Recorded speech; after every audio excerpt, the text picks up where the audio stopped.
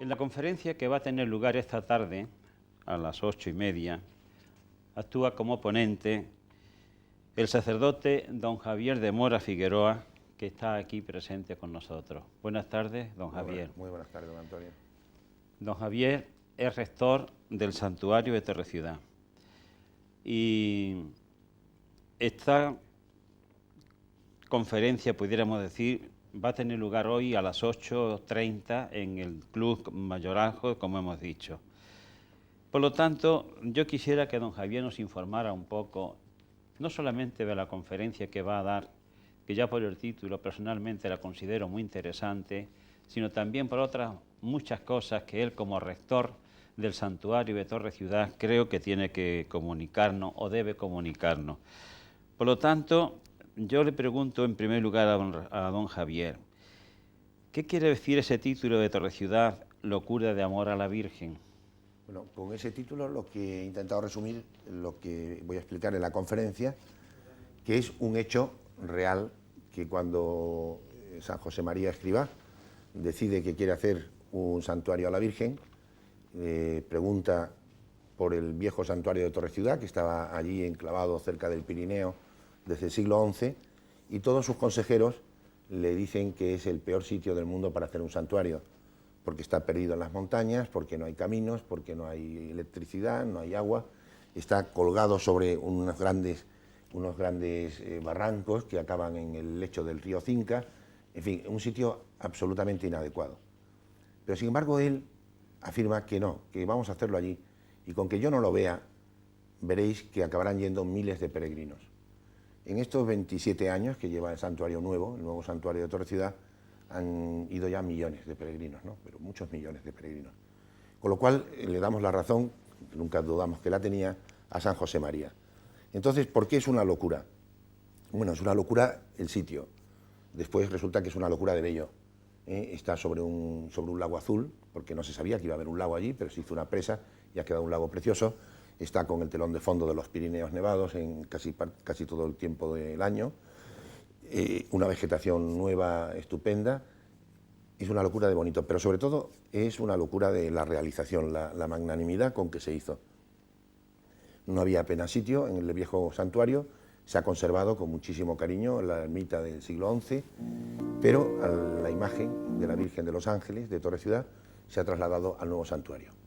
Y el nuevo santuario en sí mismo es otra locura, porque hay que imaginarse, si el que no ha estado allí no lo puede intuir, pero quizás por alguna imagen se pueda ver claramente, hay que imaginarse ese paisaje de ensueño y un edificio de piedra y ladrillo, un sencillo ladrillo de la tierra, con muchas reminiscencias de la arquitectura aragonesa, pero con una arquitectura moderna y fantásticamente bonita, ¿no?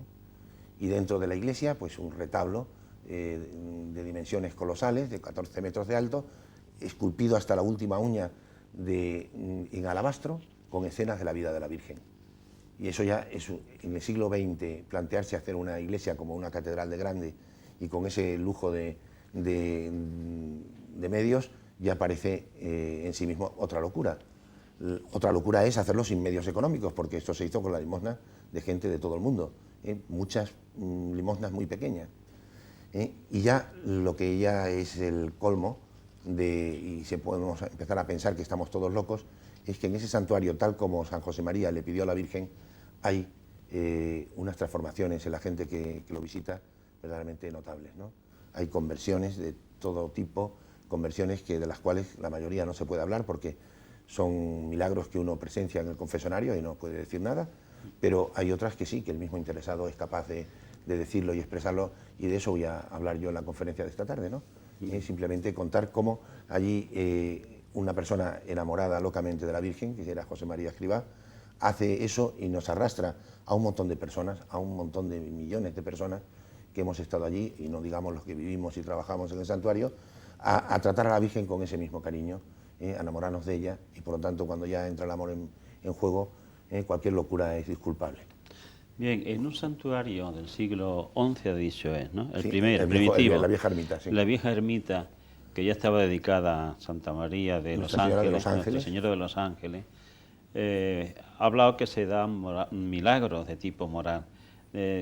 ¿tenéis también idea de algunos milagros, quizás en la Sí. antigüedad, de milagros hechos por la Virgen? Bueno, el hecho de que San José María conociera el santuario de Torre Ciudad es debido a un milagro que sucedió cuando él tenía 2 años. Él estaba absolutamente desahuciado de los médicos, con una enfermedad infecciosa muy grave. Estaban en aquellos tiempos muriendo verdaderamente a puñados los niños en Barbastro, donde él nació, y el médico le dijo a sus padres que al día siguiente iría solamente a enterarse de la hora de la defunción del niño, porque lo daba por perdido. Su madre le pidió con muchísima fe a la Virgen de Torre Ciudad que lo curara e hizo la promesa de ir en peregrinación si lo hacía. Y a la mañana siguiente, cuando llega el médico, ve a José María niño saltando con su energía característica en la cuna, perfectamente curado. Tiempo después, los padres llevan al niño allí a Torre Ciudad y entonces, cuando él piensa que quiere hacer un santuario a la Virgen, lógicamente por reconocimiento, por agradecimiento, piensa en Torre Ciudad. Y bien porque allí él sabía que la Virgen le había curado y también porque si no se hacía algo, esa ermita hubiera acabado derruida como tantas otras en Aragón, incluso la imagen se podía haber perdido. Por esas 2 razones eran más que suficientes para que hiciera eso que él llamaba, precisamente él personalmente calificaba de su penúltima locura. Yo le pregunté a una persona que vivió muchos años junto a él, digo, ¿y cuál era la última locura? Y me contestó, la última locura era morirse sin dar la lata. Ah, qué bueno. Y también la consiguió.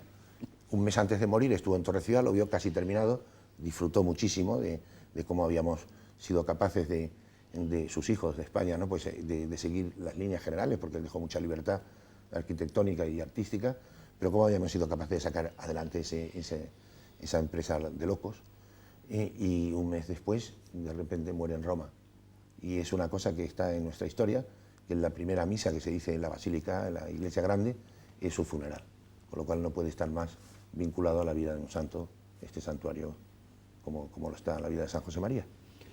Bien, no cabe duda que a pesar de ser un santuario dedicado a la Virgen, no de tantos años atrás, sino que el nuevo santuario sabemos que es del año 50 y algo, ¿no? En el 75, se terminan las obras en el 75. Sí. Bien, entonces me imagino que, claro, como en todos sitios, pues hay una cantidad de manifestaciones religiosas impresionantes. Pero sí que me gustaría que nos explicara un poco lo que es la romería en Torre Ciudad.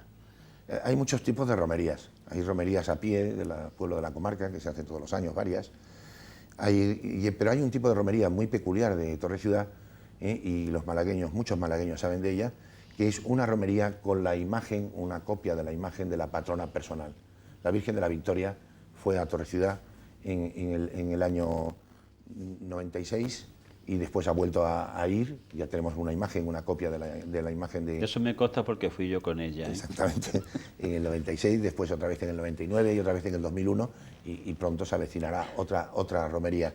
Y es una romería peculiar porque uno acompaña a su Virgen. La Virgen es una, pero cada uno nos gusta la nuestra. Esto es muy español, ¿no? Cada uno tiene una imagen, una fotografía de su madre que le gusta más que las otras. Entonces, el que vayan muchos malagueños a honrar a la Virgen de la Victoria en Torre Ciudad se entiende como un homenaje que hace Torre Ciudad a la Virgen de la Victoria, y entonces entra la imagen con todas las campanas a voleo, 13 campanas a voleo, el órgano toca a todo tubo el himno de la Virgen, la gente se emociona, aplaude, y después pasamos un día de convivencia maravilloso yo en mi caso, ¿no?, que he vivido en Málaga, he tenido la suerte de vivir en Málaga en otros tiempos, pues con la cantidad de amigos malagueños que tengo y entre los cuales te cuentas tú.